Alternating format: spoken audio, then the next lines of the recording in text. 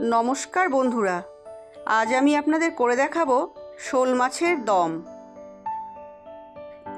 এই শোল মাছ কয়েকটা জিওল মাছের মধ্যে একটা। শোল মাছ বাজার থেকে কিনে নিয়ে এসেছিল, সেই শোল মাছ আমি ছোট ছোট করে পিস করে কেটে নিয়েছি, নিয়ে ধুয়ে জল ঝরিয়ে রেখে দিয়েছিলাম। এবার দেখুন, থালার মধ্যে নুন হলুদ ভালো করে শোল মাছের মাখিয়ে নিয়েছি। এবার কড়াইতে তেল গরম করে মাছগুলো কড়া করে ভেজে নেব। শোল মাছ খেতে কিন্তু বন্ধুরা অসাধারণ লাগে।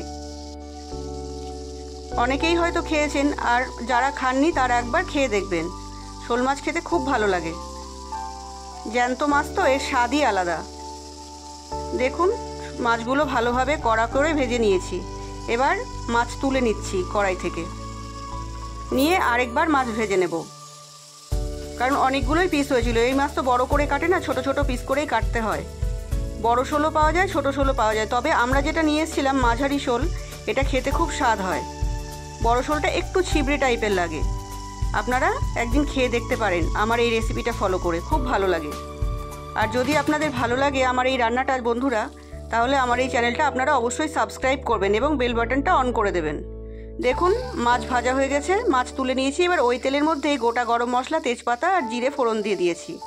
দিয়ে এবার আলু ডুমো ডুমো করে কেটে রেখেছিলাম, সেই আলুগুলোকে ভেজে নেব। মাছের এই রেসিপিটা অসাধারণ লাগে খেতে। অনেকেই হয়তো মাছের কালিয়া করে খান, কিন্তু মাছের দমটা একবার খেয়ে দেখবেন, আমার অনুরোধ রইল। আলু ভালো করে ভাজা হয়ে গেছে। এবার কয়েকটা পেঁয়াজ কুচিয়ে রেখেছিলাম, সেই পেঁয়াজটা এর মধ্যে দিয়ে দিয়েছি, দিয়ে ভালো করে ভেজে নিচ্ছি।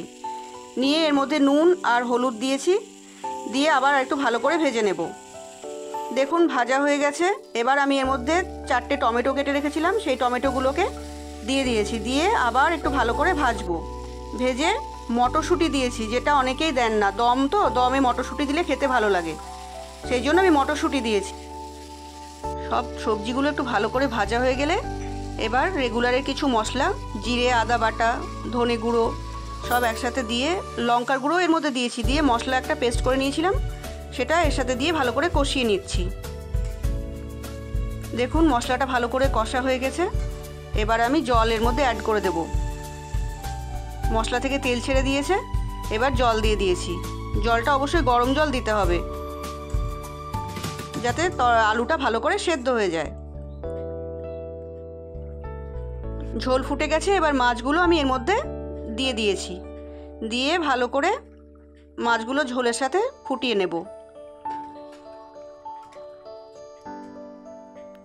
আমার এই মাছের ঝোলটা দেখতে যত সুন্দর হয়েছে, খেতে তার থেকেও বেশি সুন্দর হয়েছিল। আপনারা একদিন বাড়িতে ট্রাই করে দেখবেন।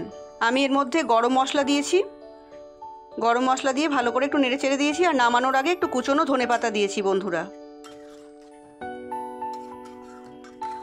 দেখুন তো ফাইনাল লুকটা কেমন এসেছে। এবার ঝোলটা আমি নামিয়ে নিয়েছি। আপনারা কিন্তু কমেন্ট করে আমাকে অবশ্যই জানাবেন আপনাদের কেমন লাগলো আমার এই রেসিপিটা। তৈরি হয়ে গেছে শোল মাছের দম। নমস্কার।